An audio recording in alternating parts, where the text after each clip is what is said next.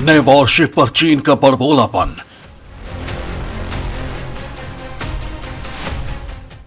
Fujian को बताया दुनिया का सबसे बेहतरीन एयरक्राफ्ट।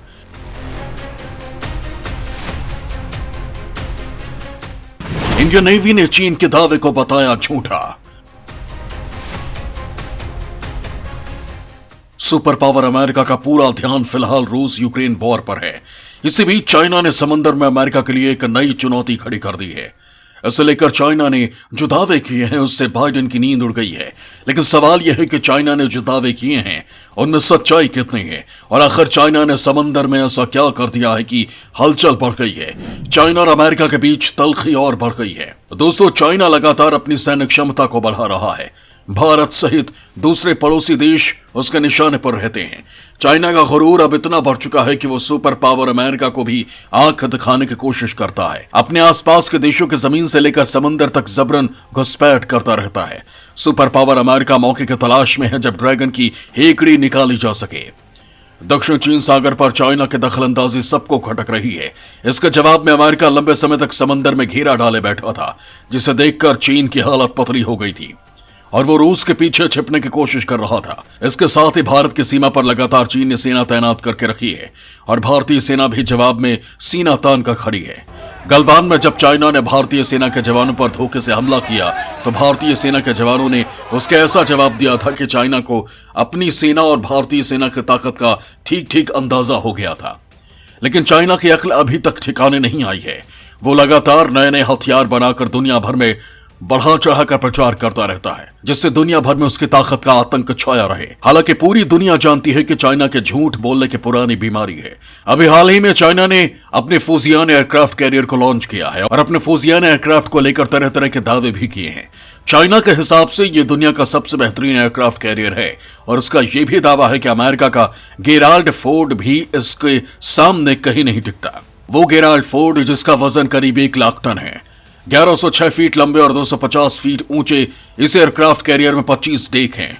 ये 56 किलोमीटर प्रति घंटे की रफ्तार से चलता है और 75 से ज्यादा एयरक्राफ्ट ले जाने में सक्षम है। और एक सबसे खास बात यह है कि इस एयरक्राफ्ट कैरियर की ताकत का अंदाजा लगाने के लिए अमेरिकन नेवी ने समुद्र में इसके पास 18,000 किलोग्राम के बम से विस्फोट कराया था, लेकिन फिर भी इसे कुछ खास नुकसान नहीं हुआ था। अमेरिकन नेवी के हिसाब से ये RIM-118 एयरक्राफ्ट मिसाइल से लैस है। इस एयरक्राफ्ट कैरियर की खासियत यही है कि एक बार फ्यूल भरने के बाद इसे 20 सालों तक फ्यूल की जरूरत नहीं पड़ेगी। दरअसल इसमें एक न्यूक्लियर रिएक्टर भी लगाया गया है, जिसकी मदद से इसे 20 सालों तक फ्यूल की जरूरत नहीं पड़ती।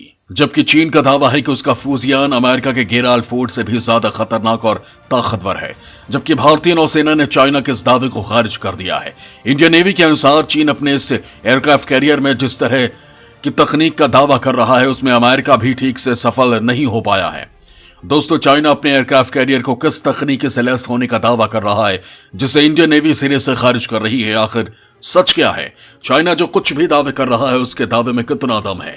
इसे जानने के लिए इस वीडियो को पूरा देखिए।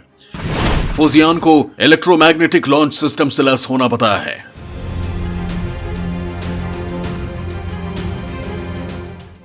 भारतीय नौसेना ने कहा दावे में नहीं है दम। चीन का दावा है कि aircraft carrier electromagnetic aircraft launch system से लैस है।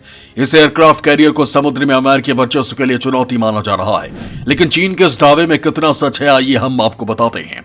चीन के फुजियान एयरक्राफ्ट कैरियर को लेकर जो भी दावा किया गया है वो शक के घेरे में है। फुजियान एयरक्राफ्ट स्टीम एनर्जी से संचालित होता है, जबकि एटॉमिक एनर्जी से चलने वाला अमेरिकन नेवी का सुपर कैरियर गेराल्ड फोर्ड आज तक इलेक्ट्रोमैग्नेटिक एयरक्राफ्ट लॉन्च सिस्टम से लैस नहीं हो पाया है। ऐसे में सवाल उठता है कि जो तकनीक आज तक सुपर पावर हासिल नहीं कर पाया, क्या उसे चाइना ने हासिल कर लिया है? सुपर पावर इतनी जद्दोजहद के बाद भी कैसे उस तकनीक तक नहीं पहुंच पाया? भारतीय नौसेना के एडमिरल इस कैरियर की क्षमता पर बुनियादी सवाल उठा रहे हैं। भारतीय नेवी के वॉर प्लानर्स ये जानना चाहते हैं कि चीन भाप की शक्ति पर EMALS कैसे ऑपरेट करेगा, जबकि इससे बहुत बेहतरीन यूएस गेराल्ड फोर्ड अभी तक इस सिस्टम को लेकर संघर्ष कर रहा है। सवाल ये उठता है कि आखिर इलेक्ट्रोमैग्नेटिक कैटपल्स असिस्टेड लॉन्च सिस्टम है क्या जिसे लेकर चाइना बड़े बड़े दावे कर रहा है? और यह सिस्टम किसी एयरक्राफ्ट कैरियर की ताकत में इजाफा कैसे करता है। तो दोस्तों, हम आपको बताते हैं कि किसी भी एयरक्राफ्ट कैरियर से फाइटर प्लेन को लॉन्च करने के लिए एक खास तरह के सिस्टम की जरूरत होती है, क्योंकि एयरक्राफ्ट कैरियर का रनवे जमीन में मौजूद रनवे से छोटा होता है। इसलिए एयरक्राफ्ट कैरियर पर प्लेन की लैंडिंग और लॉन्च के लिए एक खास तरह के सिस्टम का इस्तेमाल किया जाता है, जिसे कैटोबार सिस्टम कहा जाता है। कैटोबार सिस्टम का काम किसी भी एयरक्राफ्ट कैरियर से फाइटर प्लेन को लॉन्च और रिकवर करना होता है। ये सिस्टम दो तरह के होते हैं। पहला स्टीम कैटपल्स, जो आज के ज्यादातर कैरियर में यूज होता है। दूसरा electromagnetic aircraft launch system EMALS होता है। EMALS सिस्टम कई मामलों में स्टीम कैटपल्स से कई मामलों में उन्नत होता है। स्टीम कैटपल्स से सिर्फ हैवी फाइटर प्लेन को लॉन्च किया जा सकता है, जबकि EMALS से हैवी के साथ साथ लाइट फाइटर प्लेन को भी लॉन्च किया जा सकता है। EMALS कैटपल्स सिस्टम की एनर्जी स्टीम कैटपल्स के मुकाबले 29% ज्यादा होता है, जिससे प्लेन को लॉन्चिंग में लीनियर एक्सेलरेशन कर्व हासिल होता है। EMALS कैटपल्ट सिस्टम में कन्वेंशनल स्टीम सिस्टम के मुकाबले रखरखाव की काफी कम जरूरत होती है। EMALS सिस्टम की मदद से टॉप साइड वेट को कम किया जा सकता है। साथ ही ये एयरक्राफ्ट कैरियर के मैन्ड और अनमैन्ड दोनों तरह के लॉन्च एबिलिटी को बढ़ा देता है।